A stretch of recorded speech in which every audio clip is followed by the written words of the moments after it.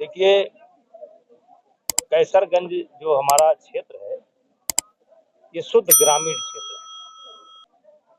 इसमें कोई जिला मुख्यालय नहीं, ये शुद्ध ग्रामीण क्षेत्र है। और ग्रामीण क्षेत्रों में सबसे अधिक आवश्यकता होती है सड़क की, बिजली की। अब जैसे कई हमारे क्षेत्र में रेलवे क्रॉसिंग है, जिन पर बराबर जाम लगता है। और जहाँ तक जो मूल समस्या है पढ़ाई लिखाई की, वो हमारे क्षेत्र में साल है। अब school college, inter college, degree college बहुत हैं। अब पढ़ने वालों की कमी है, इसमें कोई कमी नहीं है, बहुत अच्छा है। सड़कें भी बहुत अच्छी हैं, ऐसा नहीं है, लेकिन अभी भी सुधार की आवश्यकता है, क्योंकि जो सड़कें 10 साल पहले बनी थी वो कमजोर हो रही है, विशेष करके ग्रामीण सड़कें कमजोर हो रही है।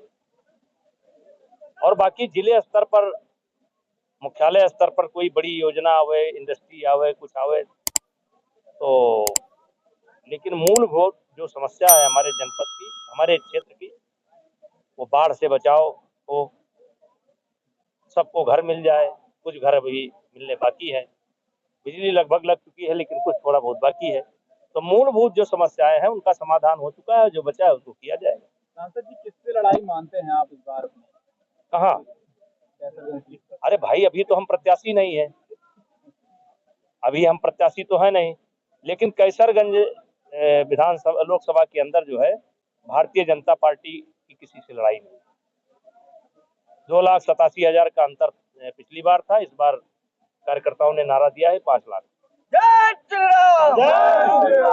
सांसद जी, ये माना जा रहा है, सूत्र कहते हैं कि इस बार कैसरगंज लोकसभा सीट से आपके किसी परिवार को टिकट दिया गया। अब वही है वही जो राम रच राखा, वही है वही जो राम रच राखा। अब अगर ईश्वर ने यह तय कर रखा है तो हम क्या कर सकते हैं। लेकिन हम तो प्रबल दावेदार हैं, हम प्रबल दावेदार हैं, तो हम तो 99.9 तक लड़ेंगे। अब 1 दशमलव बाकी रहेगा। बाकी राजपूत जिस तरीके से राजस्थान जैसे कई प्रदेश में बीजेपी को लेकर है, बीजेपी से खिलाफत कर रहे हैं, तो क्या मानते हैं बीजेपी पर इसका असर पड़ेगा?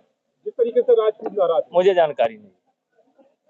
नेताजी, कैसरगंज की जनता ये जानने के लिए बहुत बेताब है कि आखिर टिकट क्यों नहीं डिक्लेयर हो रहा है, जबकि परसों से नॉमिनेशन है। एक कारण मैंने बताया कि देखिए, जब से अभी कुछ दिन पहले भी मुझको खुद लोग जानते थे कि गोंडा से सांसद है, और जब कैसरगंज का टिकट विलंब हुआ तो लोगों को पता चला कि कैसरगंज से नेताजी सांसद हैं।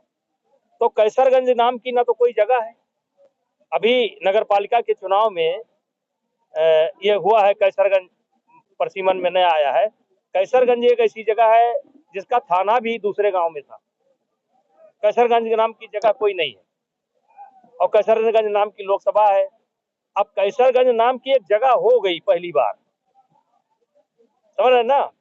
तो कैसरगंज का इतना नाम हो गया, इतना नाम हो गया, हमारा भी नाम हो गया, कैसरगंज मतदाताओं का नाम हो गया, कैसरगंज का नाम हो गया। और विश्वास करिए, देश ही नहीं इंटरनेशनल स्तर पर इस समय कैसरगंज की चर्चा है। ये धमक आगे भी कायम रहेगी।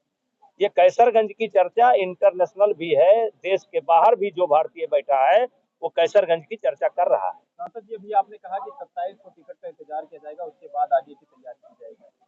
अब देखिए, 27, 28, 29 3 के पहले तो हो ही जाएगा। तो हमारा अनुमान है कि 27 भी हो सकता है, 28 हो सकता है, 29 हो सकता है। अब 3 के पहले तो होना ही है, तो हम अपनी योजना बनाकर चल रहे हैं। सांसद जी, क्या लगता है, ऐसी क्या वजह है कि अभी तक टिकट फाइनल नहीं हो रहा है? ऐसी क्या वजह लग रही है कि अभी टिकट फाइनल नहीं हो रहा है? वजह कोई नहीं है, भारतीय जनता पार्टी मुतमैन है एकदम। कैसरगंज को मानती है कि भारतीय जनता पार्टी की सीट है। 1 घंटा पहले भी टिकट देंगे तो वहां के मतदाता भारतीय जनता पार्टी के प्रत्याशी को जिताकर भेज देंगे। वो निश्चिंत है, उन्होंने जोड़ रखा है कैसरगंज मोदी जी के पास। 2017 में भारतीय जनता पार्टी ने आपको इस देवीपाटन मंडल सीट पर अपना स्टार प्रचारक बनाया था। क्या मानते हैं इस बार सीटों पर कुछ असर देखने नहीं, मैं कभी पार्टी स्तर पर स्टार प्रचारक नहीं था। मैं कभी, आज तक कभी नहीं, पार्टी ने मुझे स्टार प्रचारक नहीं बनाया। लेकिन मैं हमेशा समय निकाल करके अगल बगल चलता हूं और जो मेरे संबंधी हैं उनको प्रेरित करता हूं। विधानसभा के चुनाव में मैंने 32 कार्यक्रम किए थे, 28 जगह पर भारतीय जनता पार्टी जीती थी, लेकिन पार्टी ने मुझे नहीं बनाया था, वो मेरा स्वयं का है।